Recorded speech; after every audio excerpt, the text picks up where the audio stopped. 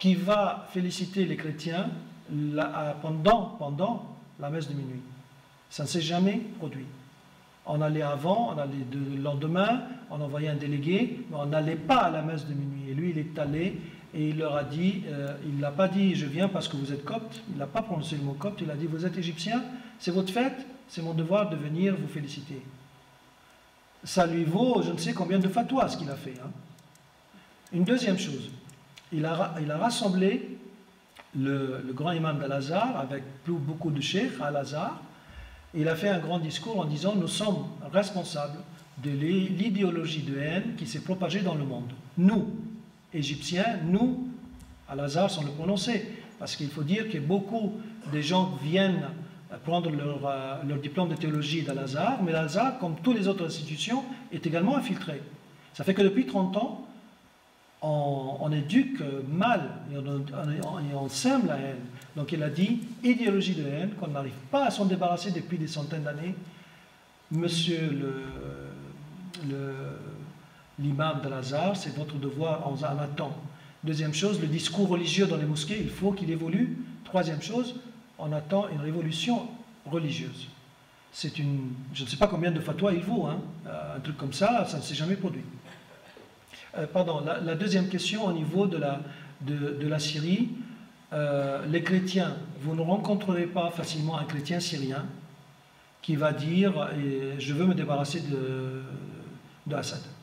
Assad était leur protecteur. C'est la situation d'aujourd'hui, c'est des gens qui perdent leur famille, on tue leur famille, on décapite leur famille, et ça ne s'est pas produit au temps de Assad. Donc par cœur, automatiquement, ils disent... Et puis, il faut dire que la politique internationale est quand même une politique de voyous. On va dire, on va aider l'opposition. Mais l'opposition, elle est entre les mains de qui? Elle est entre les mains de Daesh. Bravo. Bravo.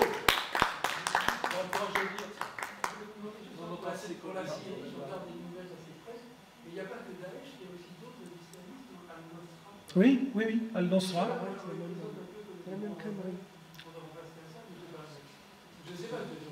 Non, c'est vrai, c'est vrai. Il y a Al-Nusra qui a été, même avec l'Arabie Saoudite a changé de position parce que avec l'ancien roi, elle soutenait les frères musulmans pendant des années, au temps de Moubarak. Mais à un moment donné, ils sont aussi découverts que c'était un danger pour eux. Et donc, ils se sont retournés et ils étaient avec Sisi à plein pot. Mais le roi est mort. Et le nouveau roi, semble-t-il, est en train de changer un peu de position. Mais l'Arabie Saoudite a contribué à la création d'Al-Nusra. Al-Nusra, Beth el-Maqdas, Boko Haram, machin, c'est la même chose, on ne change que de nom, hein, que le nom.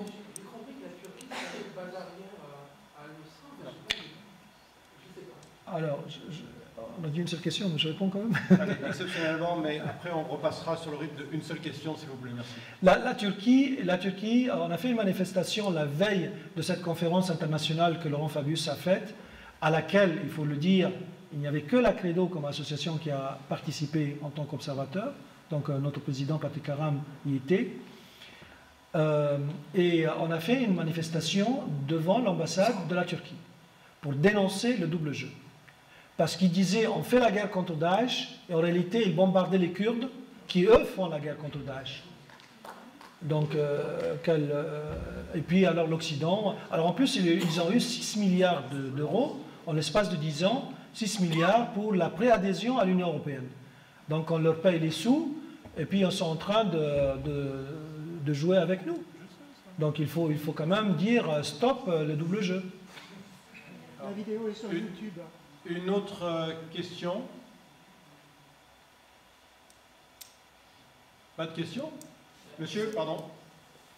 Est-ce que vous pouvez parler un petit peu plus fort, s'il vous plaît? Compte tenu du fait que vous expliquez que Daesh est très minoritaire dans le monde, les frères musulmans en Égypte et ailleurs, je me demande pourquoi les monarchies du Golfe qui sont si riches ne sont pas d'accord pour s'attaquer sérieusement à Daesh avec l'argent qu'ils ont, l'appui américain en armes et tout ça. Normalement, ils devraient faire toucher Daesh. Et pourquoi est-ce que ça ne marche pas? Les Qataris, je répète la question, puisqu'il y a de l'argent dans les pays du Golfe, pourquoi tout simplement ils ne les dépensent pas pour se débarrasser de Daesh? C'est bien ça? Les pays du Golfe, Qatar, c'est clair. Qatar, il est pro-islamiste. Il le dit clairement. La chaîne El Gizira, j'ai entendu une interview de son président, il a dit qu'il fallait qu'on prenne une décision. Eh bien, nous, on est avec les islamistes. C'est clair. Donc, tout ce qu'il diffuse, les mensonges qu'il diffuse, c'est une position pro-islamiste. Donc, Qatar, il est clair. Qatar, Turquie. En Égypte, aujourd'hui, ce qu'on ne supporte plus en tant que soutien aux islamistes, c'est la Turquie et le Qatar. Vous demandez à la majorité des Égyptiens, ils disent on en a marre. L'Arabie Saoudite, il faut dire que le salafisme et le wahhabisme y est. Il est venu de là.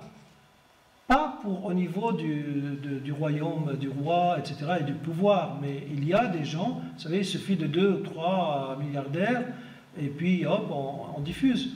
Donc pourquoi l'Arabie ne met pas tout l'argent? L'Arabie a aidé l'Égypte, j'espère qu'elle continuera à l'aider avec quelques milliards, et ça a permis aussi de faire un contrat pour les Rafales en France. Bon, c'est bien pour la France. Monsieur, en bas. Excusez-moi, vous avez évoqué par 2 fois vous avez évoqué par 2 fois l'illettrisme d'une partie de la population, et vous avez également dit que pendant 30 ans, tous les salafistes, enfin les frères musulmans, avaient largement infiltré la société. Est-ce que vous ne pensez pas plutôt que la population n'est pas si analphabète que ça? Elle a juste été alphabétisée avec peut-être le Saint-Coran ou une certaine idéologie, enfin voilà, c'est ça. Et le budget militaire, dans les années 70, que l'armée est une force assez importante. Il y a beaucoup de matériel soviétique qui ont été vendus à ce pays. Est-ce qu'il n'y a pas eu un choix, à un moment politique, de privilégier le budget de l'armée peut-être de manière un peu disproportionnée par rapport à ce qu'on aurait consacré à la population civile pour peut-être l'éduquer, je ne sais pas, faire des futurs médecins, enfin j'en sais rien. C'est les choix militaires et le choix de l'illettrisme, en fait, votre question. Ouais, d'une certaine manière. Bon, l'illettrisme, ce qu'ils disent, c'est le pourcentage que j'ai indiqué n'est peut-être pas exactement ça, et que finalement c'était un jeu des frères musulmans ou des militaires qui voulaient dépenser l'argent pour eux. Je crois que c'était ça, ce que vous voulez dire. Le pourcentage d'illettrisme a diminué au temps de Nasser, parce que c'était une de ses priorités, mais c'était quand même, à ce moment-là, autour de 70%, qui a baissé 60, 50, à peu près ça. Mais au temps de Moubarak, non. Il faut dire que la population est passée de 25 millions à 90 millions en l'espace de 50 ans. Donc il faut suivre au niveau de l'éducation. Mais le pourcentage de l'illettrisme est bien noté que c'est autour de 50% aujourd'hui. C'est très facile de manipuler des gens, des analphabètes. C'est très facile. Mais je ne pense pas que ce soit une position stratégique de l'armée pour prendre des sous au lieu de le mettre dans l'éducation. Mademoiselle, madame. Justement, par rapport à ça, c'est très facile de manipuler les personnes illettrées, c'est très facile aussi de manipuler des personnes très intelligentes. Il suffit pour ça d'avoir une personnalité pathologique. Et en fait, ce que je trouve bizarre, et peut-être que je suis la seule à penser, c'est que beaucoup d'imams ont une personnalité, excusez-moi, de beaucoup de sectes, ce côté manipulateur, destructeur de l'autre. Et en fait, ces patients, c'est juste une indication d'hospitalisation d'office. Et je ne comprends pas. Ils arrivent avec des idées complètement délirantes. Et c'est ce que j'ai du mal à comprendre. Pourquoi les gens réussissent à se faire manipuler comme ça, et pourquoi personne, quand on agit avec, finalement, on se retrouve avec des personnes qui, pour faire le djihad, croient tout ce qu'on leur dit, et se mettent à se tuer voilà, moi j'ai un petit peu du mal à comprendre, et j'ai l'impression qu'on essaie de traiter les symptômes, mais la cause, finalement, ce genre d'imam qui infiltre un peu partout, on a du mal à nous... Alors c'est peut-être une vision personnelle, mais ça s'appelle de la perversion narcissique. Et voilà, ça existe dans les sectes, ça existe dans les couples, Bertrand Campagne par exemple. Et ces gens-là, la difficulté, c'est...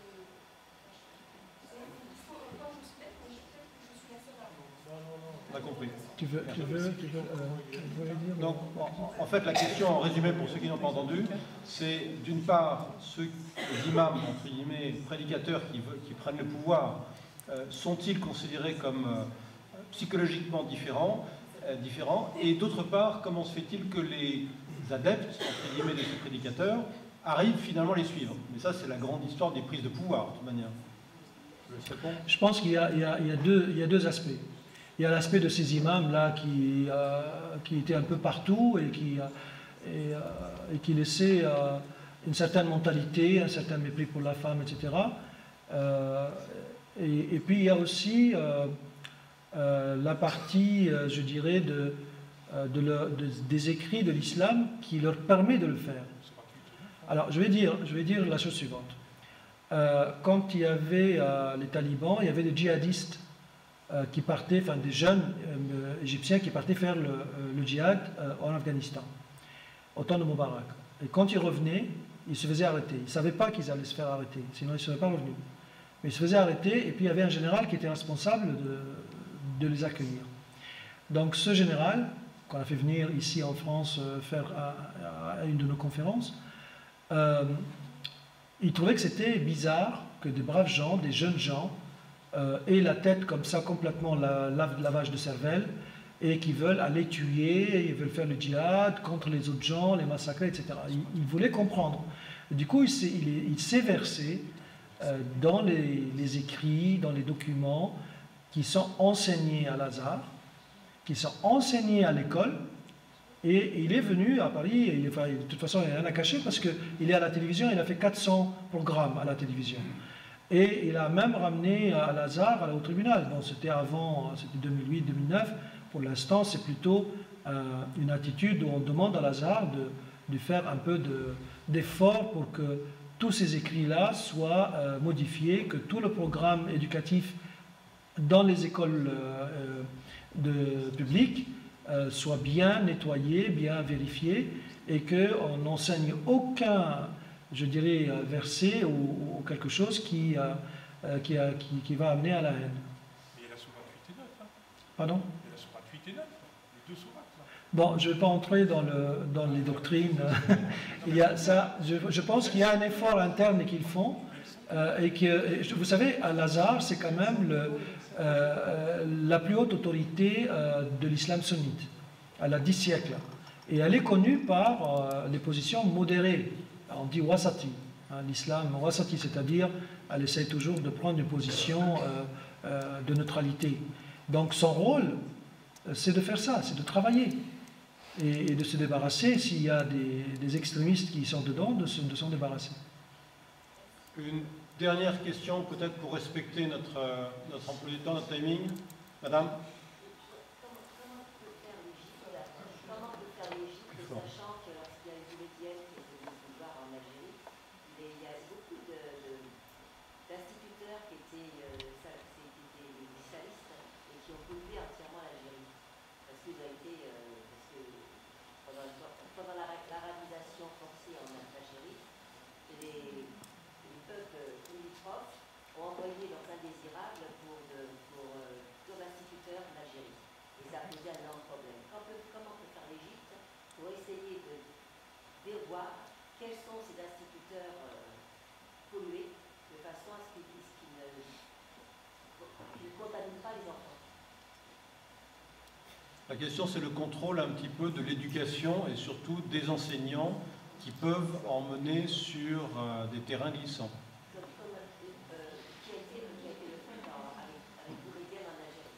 Écoutez, moi je considère qu'il y a une génération perdue. Elle est perdue. Vous savez, pour changer une idéologie qui a été vraiment travaillée, incrustée, vous ne la changez pas du jour au lendemain. Il y a un effort terrible, immense. Et je dirais, pourquoi l'Occident n'aide pas l'Égypte pour s'en sortir?